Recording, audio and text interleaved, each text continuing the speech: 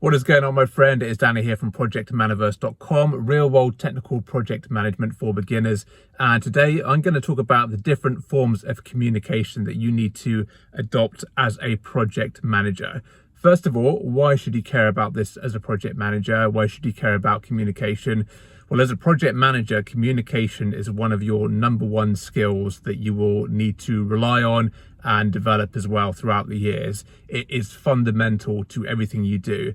As a project manager, you don't really have to do any of the doing that will deliver your project. Your project is made up of a series of activities and tasks that will need to be done by your project team.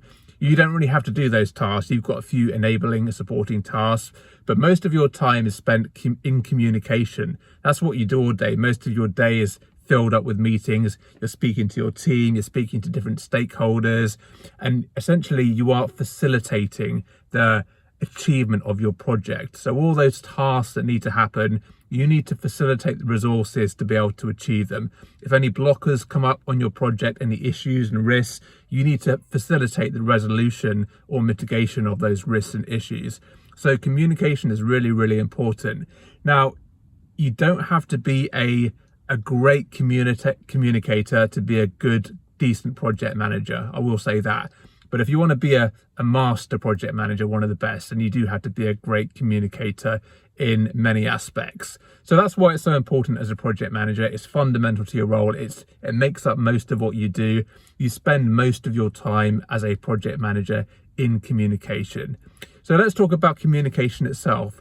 Well, there are several forms of communication as a project manager, but of course the big ones are verbal communication, written communication, and you could maybe say body language as well, but that I'm not really going to go into that one. We're just going to stick with verbal communication and written communication in this video to start with. So first of all, let's talk about verbal communication. What situations will you need to communicate verbally? Well, there's plenty of them. As I say, most of your day is going to be made up of meetings. And of course, you need to speak in those meetings and communicate to people.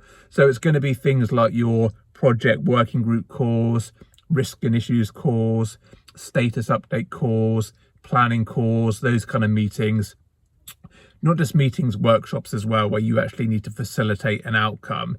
So that is essentially where your verbal communication is going to come into play. Sometimes you will need to do presentations.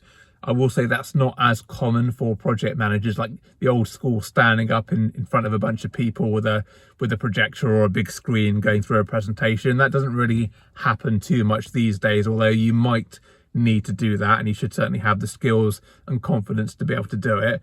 But those are the kind of situations. So those kind of meetings where you're speaking to your team or you're speaking to your stakeholders are the key ones. And you're going to need to be able to speak well, and your verbal communication should be on point. Now, the most important thing when it comes to verbal communication is that you are being understood and that you can tell when people understand you, because the biggest disaster on a project is when you are, especially as a project manager, when you're telling people to do things or giving them assignments, or you're just talking about a problem, but you're not all on the same page. So it's really important. It's probably the most important prime directive for both verbal and written communication, is that you are, when you say something, you are being understood. And that's easy to confirm that because you can just ask the person to clarify.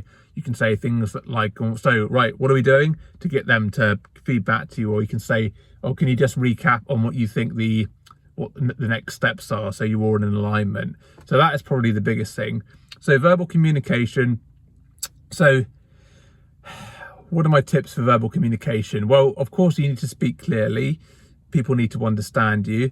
It's better if you learn how to speak without saying and ah, because when you say that, when you say and ah a lot, it sounds like you're not confident in what you're saying. And you can train it out of your speech pretty quickly. You just have to think about it consciously. So that's one thing you need to work on. Try and get rid of the ums and ahs. Try and speak loudly. Make sure people can hear you, especially if you're in a meeting room.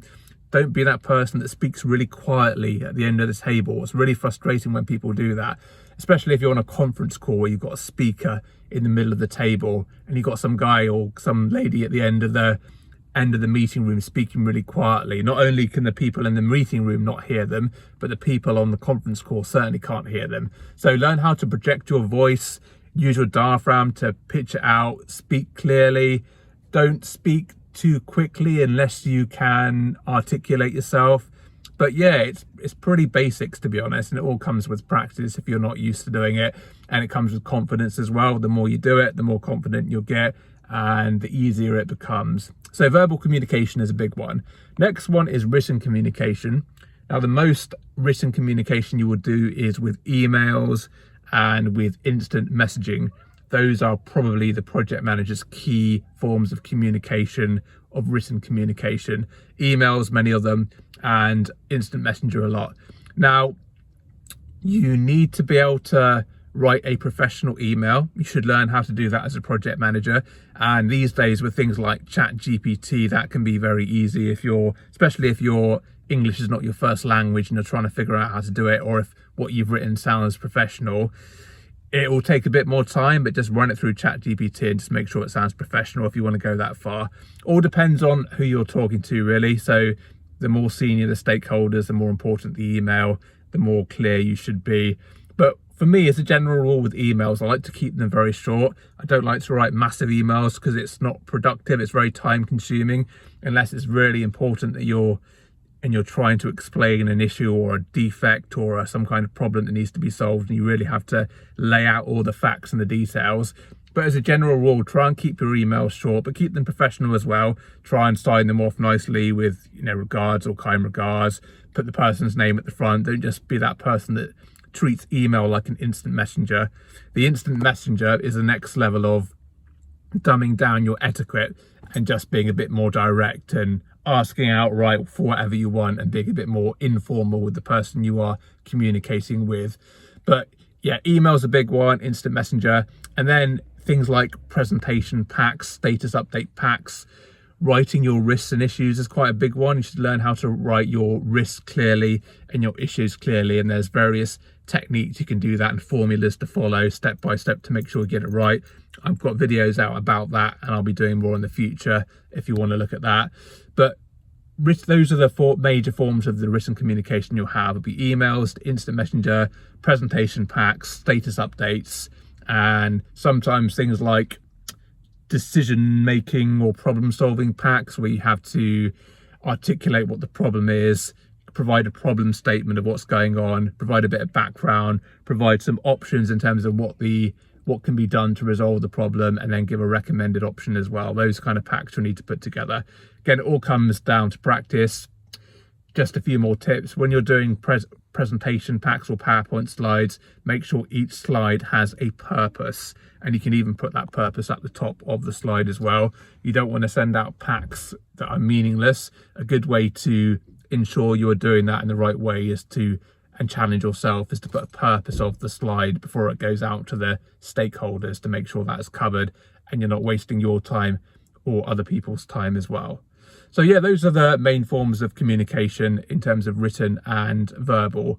Now, you also need to bear in mind the wide range of stakeholders you can be communicating to, and I touched on this earlier, but you could be communicating and speaking to, let's say, an engineer on your team. They could be offshore, so English might not be their first language. There might be cultural differences that you have to learn to get across. For example, the business culture in India is a bit different from it is in the UK here, so you have to learn what those differences are and work around them and understand how your team operates. So that's one thing. You could be speaking to an executive, in which case you have to be a lot more formal in most cases and careful in terms of what you're writing. You might be dealing with stakeholders who are very, very fastidious about attention to detail, and they'll check everything that you write and check all the facts. So you need to bear that in mind as well.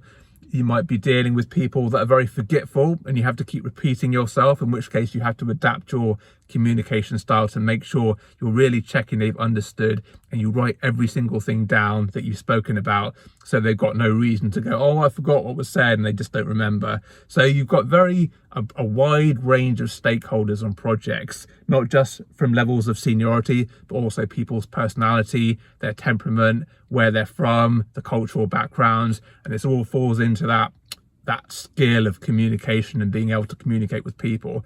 And the prime directive is, if you can make sure that you have been understood and you can understand other people, and you do it without upsetting them or offending them, then your communication is going to be very good. As I say, if you want to be a great project manager, you're going to have to get your communication down. You're going to have to learn how to speak confidently in those status update calls, to try not to get too upset when people challenge you or say things that will, I suppose, internally upset you or piss you off, and try and keep cool and keep your voice level when you're having a debate with them. Let's say a spirited debate.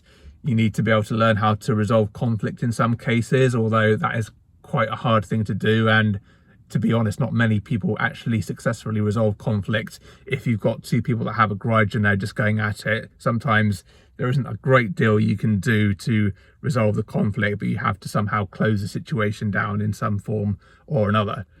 So those are the forms of communication I've covered in the video, and I've spoken about the wide range of stakeholders, but I will re-emphasize that communication is the fundamental core of a project manager's role. What we do, we're spending the day communicating to people, speaking to people on the phone to them, IMing them, emailing, doing packs, presenting packs. It's all about communication for a project manager.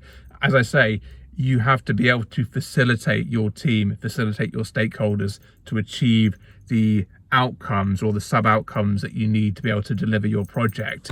And the only way you can do that effectively is through good communication. Facilitation can't be done without communication. You've got to learn how to do it.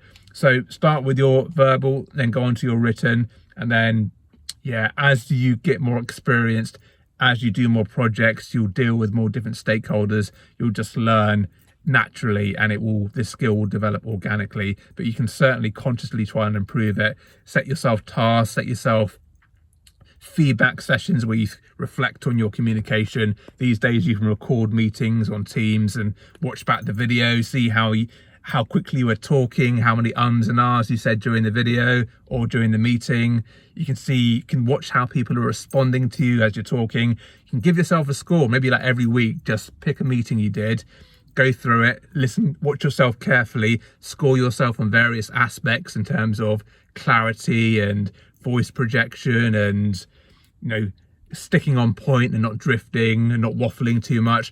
You can just give yourself a score, and over time you can start to build up a picture of how good you are, and you can keep improving your score. Because if you just keep going, you'll get better naturally with time, but you get better so much faster with conscious feedback when you're really trying to improve in certain areas. Because if you're just thinking about it in the back of your head and you've got that as your goal in the back of your head, you'll automatically start to do it without even thinking about it. If you don't have that, then it doesn't always happen.